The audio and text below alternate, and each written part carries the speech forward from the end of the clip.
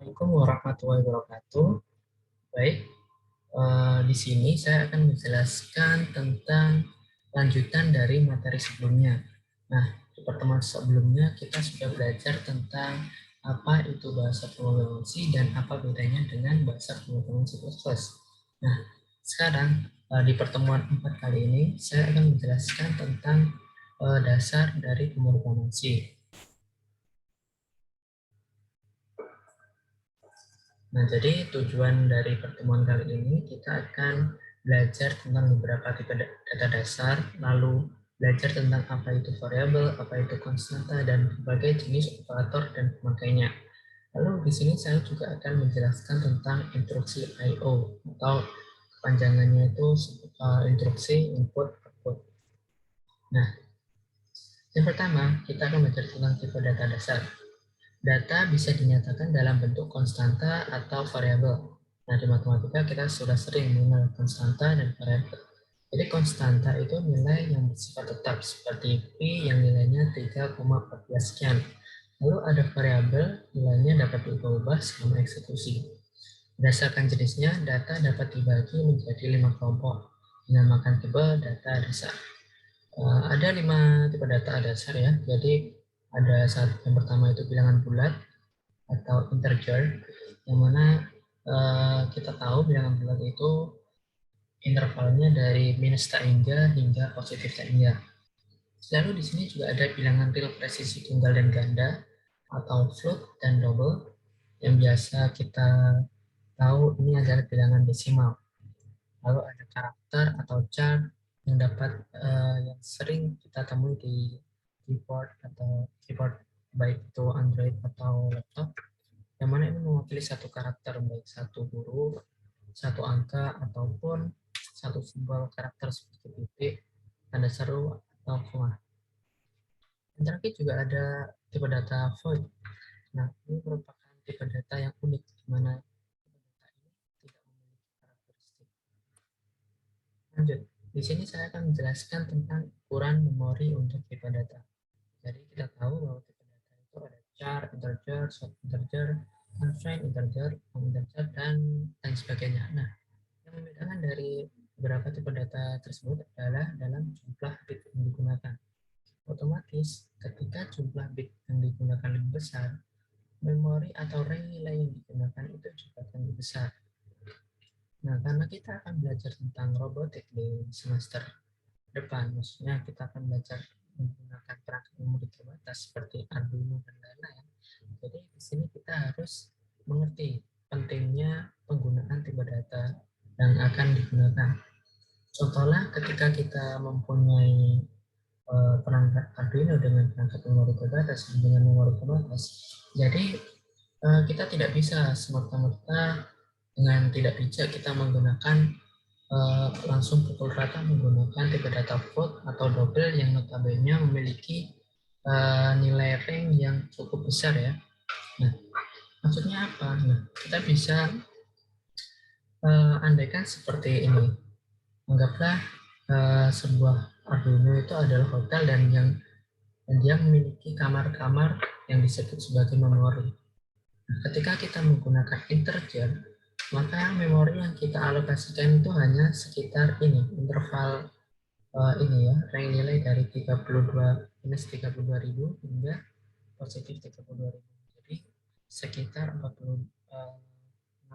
Sedangkan ketika kita menggunakan float atau double ini akan memakan banyak sekali memori. Oleh karena itu kita harus menggunakan ukuran memori untuk menggunakan atau memilih tipe data ketika melakukan pemrograman seperti itu. Lanjut, sekarang saya akan menjelaskan tentang apa itu variabel. Jadi di dalam variabel kita sering kali menuliskan, tapi pernah nggak sih kalian berpikir bahwa dalam menulis variabel itu ada aturan-aturan yang harus dipenuhi. Yang pertama, nama harus diawali dengan huruf ya, A besar sampai Z besar, atau ya A kecil sampai Z kecil. Lalu ada angka atau karakter garis bawah seperti ini, misalnya underscore. Lalu selanjutnya dapat berupa huruf, digit 0 hingga 9 atau karakter garis bawah. Oke. Panjang nama variabel boleh lebih dari 31, namun 31 karakter pertama yang akan dianggap.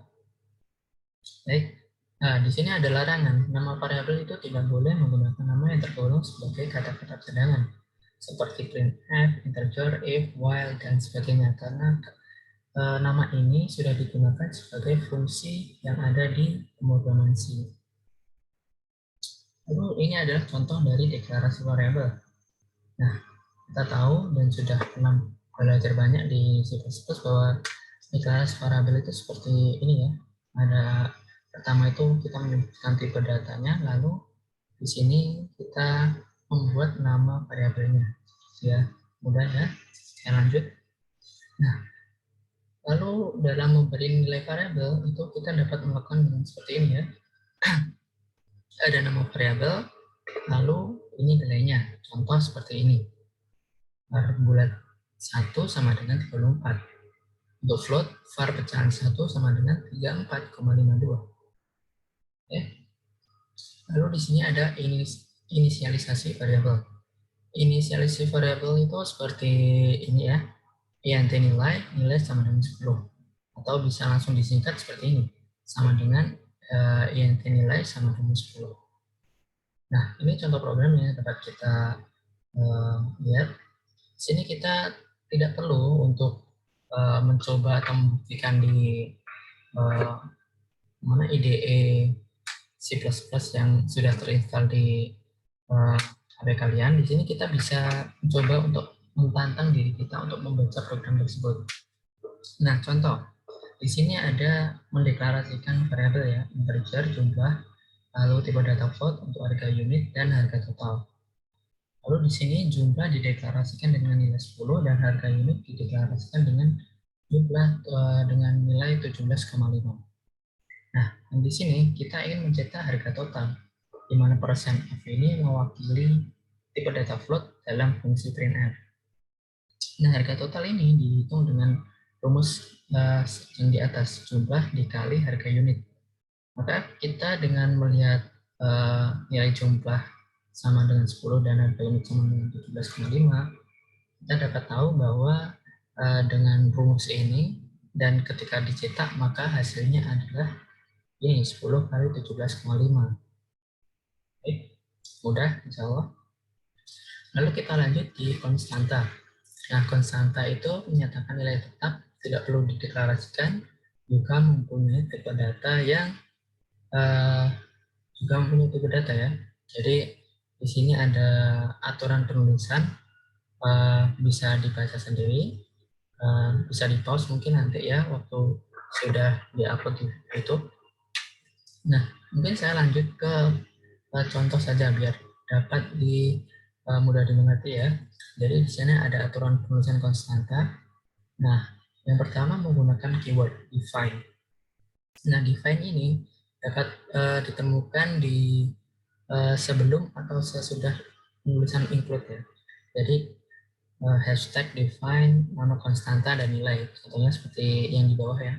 Ada define P kan nilainya tetap. Nah, itu bisa dilakukan dengan ini. Define P 3,14 sekian. Atau menggunakan keyword constant. Biasanya itu tinggal kalian buat ini float P sama dengan 3,14 lalu di depannya ditambah const. Oke.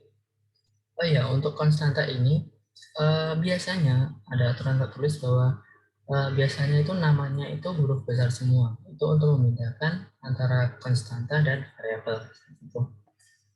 Contoh program. Nah, penggunaan tata letak define itu seperti yang dicontohkan itu ada define P3,14.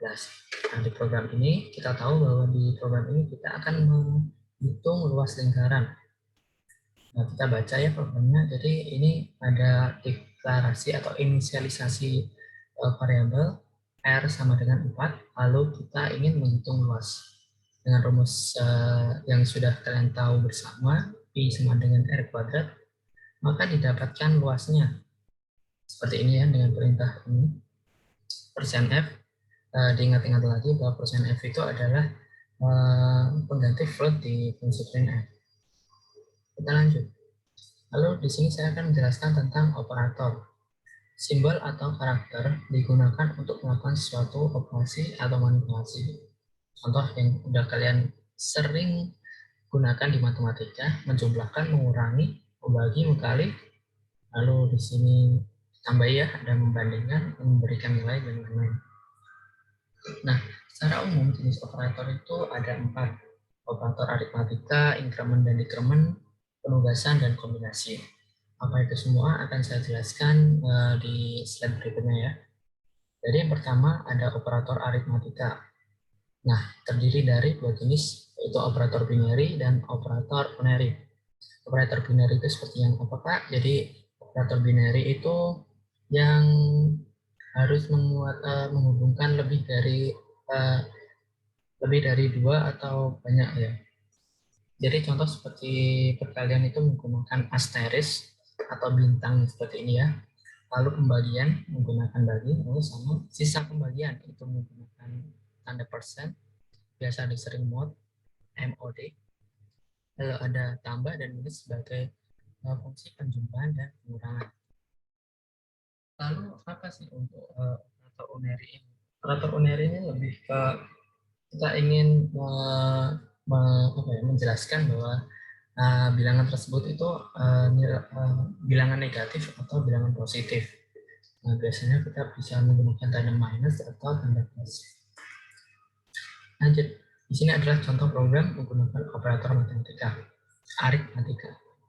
Nah, di sini kita bisa baca ada deklarasi integer A, B, C, lalu ada deklarasi float I, lalu ada ini ya, ada penghitungan-penghitungan. Lalu kita langsung ke sini aja. Dari sini mungkin kita bisa menghitung berapa nilai A, B, C, dan D. Nah, untuk nilai A mudah ya. Kita tahu bahwa 3 kali 5 sama dengan 15, maka A itu sama dengan 15. Nah, persen D ini apa ya? Persen D itu adalah pengganti dari fungsi integer int di fungsi printf. Nah, yang tadi itu persen F itu untuk float, sedangkan persen D itu untuk integer. Lanjut, berapa nilai B? Nilai B itu 10 persen 3. Maksudnya di sini adalah 10 persen 3 itu sisa dari pembagian 10 bagi 3 itu berapa? Bisa kita tahu bahwa B itu jawabannya adalah 1. Karena 10 bagi 3 itu sama dengan berapa ya? 10 bagi 3 itu kan 3 nyimpan 1 ya, tinggal sisa 1. Jawabannya B adalah 1. Lalu C itu berapa? Nah, di sini ada unik. C itu nilainya pasti akan 3,333. Nah, karena C itu adalah integer, maka di desimal itu tidak akan kebaca di integer. Integer itu harus bilangan bulat, yang berarti tidak boleh ada nilai di belakang koma. Oleh karena itu di bahasa pemrograman C, jika ada nilai desimal yang diletakkan di integer, maka nilai tersebut akan dibulatkan ke bawah. Jadi nilai dari C itu adalah 3. Nah, kita tahu selanjutnya ya, di D itu kan float. 10 bagi 3, maka jawabannya boleh desimal. Yaitu ya 3,33. Lanjut. Selanjutnya adalah operator increment dan decrement. Operator increment itu biasanya plus-plus dan decrement itu minus-minus. Nah, ini operasinya X plus-plus itu sama dengan X sama dengan X plus 1. Dan Y min itu sama dengan Y sama dengan Y min 1. Bingung? Kita dapat langsung ke contohnya saja ya. Nah, di sini ada contoh program menggunakan operator increment. Kita pelan-pelan. Di sini saya akan menjelaskan tentang pembacaan program ini ya. Nah, di sini ada deklarasi variabel integer count sama loop. Count sama dengan 0 ya. Berarti nilainya kita ingat-ingat bahwa count itu sama dengan 0. Lalu di sini ada perintah ya. Plus plus count, artinya count sama dengan count plus 1. Yang count tadi bernilai 0 itu akan ditambah 1 sehingga count sekarang nilainya adalah 1. Oke. Sekarang kita update ingatan kita bahwa count itu nilainya 1. Nah, lalu loop ini disamadengankan count yang tadi nilainya 1. Oleh karena itu, ketika kita cetak dengan fungsi printf, dengan loop itu berapa ya, dan count itu berapa, di sini kita tahu bahwa loop sama dengan 1 dan count sama dengan 1. Itu untuk plus plus count. Lalu bagaimana untuk count plus plus? Nah, untuk loop sama dengan count plus plus itu loop akan disamadengankan count terlebih dahulu. Yang kita tahu bahwa tadi count itu sama dengan 1 ya, berarti nilai loop ini masih bernilai 1. Nah, baru setelah kita masuk ke loopnya sudah nilai loop sudah sama dengan 1, count itu akan di increment dengan ada di sini ya. Count sama dengan count yang tadinya nilai 1 ditambah 1. Nah, karena itu sekarang kita update lagi bahwa count sekarang sudah bernilai 2. Oleh karena itu ketika dicetak, nilai dari loop sama count itu seperti yang ada di sini ya, loop sama dengan 1 dan count sama dengan 2. Begitu. Lanjut, kita balik ke prioritas operator aritmatika. Kita tahu bahwa di dalam matematika juga ada prioritas operator ya. Yang pasti tertinggi itu pasti pakai operator buka kurung tutup kurung. Lalu di sini di setelahnya di bawahnya itu ada operasi ini ya. Ini tanda seru itu adalah negasi. Apa itu negasi? Mungkin sudah dijelaskan di matematika. Kalau ada increment, decrement, sama unary operator ya. Oh ini penjumlah. Oh ya, unary operator ini unary operator. Lalu ada perkalian, pembagian sama sisa bagi. Lalu di bawahnya penjumlahan dan pengurangan. Nah ini yang terendah. Ini adalah combinational operator. Apa itu combinational operator? Kita lanjut ke next selanjutnya di slide selanjutnya. Operator penugasan atau assignment operator digunakan untuk memindahkan nilai dari suatu ungkapan ke suatu pengenal. Nah, biasanya itu menggunakan tanda sama dengan. Nah, ini mungkin gampang saja ya. Ini maksudnya adalah kita memindahkan nilai dari pengenal 2 ke pengenal 1 atau sebaliknya. Itu. Lanjut. Operator kombinasi. Operator kombinasi ini digunakan untuk memendekkan penulisan operator penugasan. Nah, ini biasanya kalau sudah sedikit pro dalam pemrograman, kita ingin memendekkan, meringkas mungkin tulisan pemrograman kita. Oleh karena itu, ketika ada contoh X sama dengan X plus 2, maka dapat disingkat nih. X tambah sama dengan 2. Seperti itu. Sama saja sama Y sama dengan Y kali 4. Kita dapat memendekkannya dengan Y kali sama dengan 4. Seperti itu. Cukup mudah. Mungkin bisa saya lanjut. Nah, ini untuk operator kombinasi ya. Secara lengkapnya dapat kalian lihat. Ada banyak operator kombinasi dan arti pada namanya. Saya lanjut ya. Nah, lanjut kita akan belajar tentang fungsi printf. Di pertemuan sebelumnya kita sudah tahu fungsi printf itu untuk apa. Sekarang saya akan menjelaskan lebih detail, sedikit lebih detail dan apa itu fungsi printf. Nah, printf ini digunakan untuk menampilkan data ke layar. Untuk umum pertanyaan printf biasanya seperti berikut ya, printf string control argumen 1, argumen 2.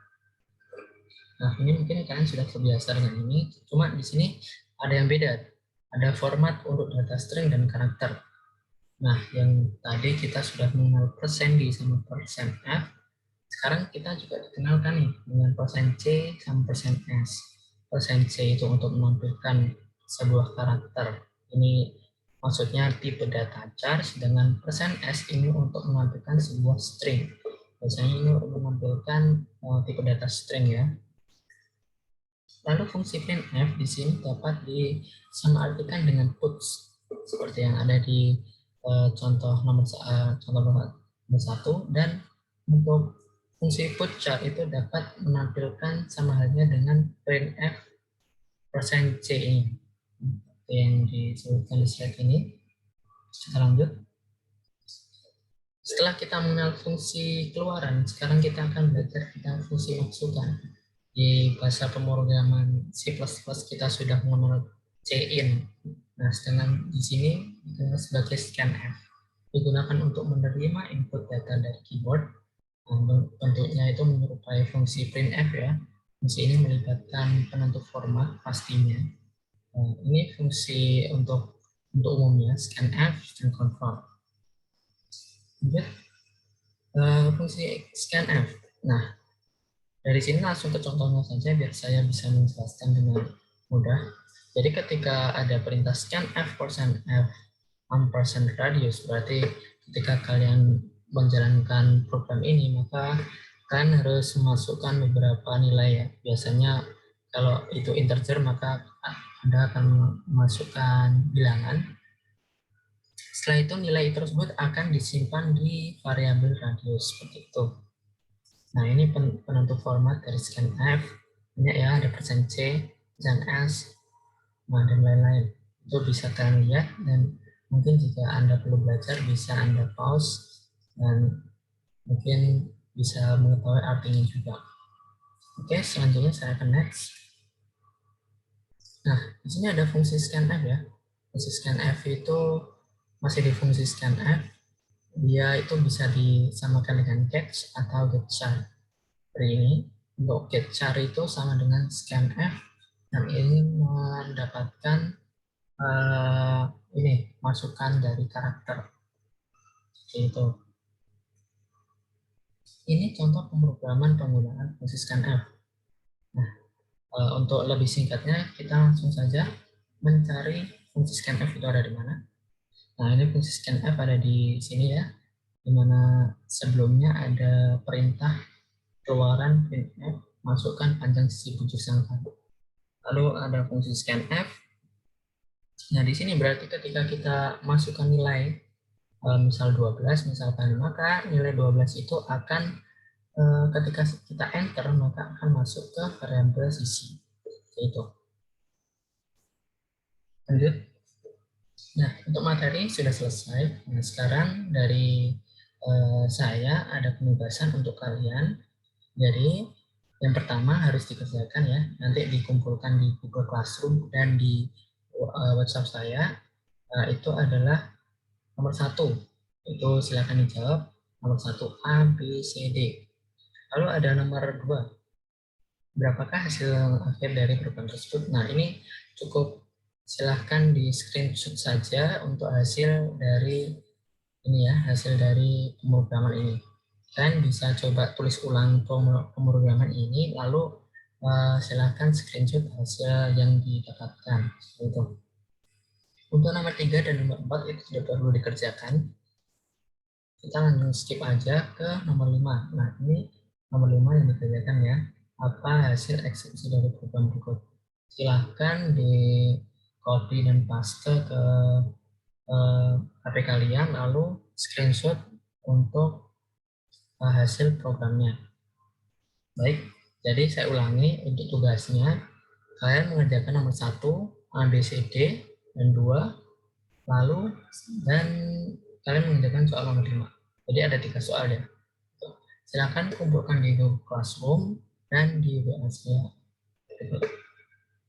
Baik, itu saja yang dapat saya sampaikan ya.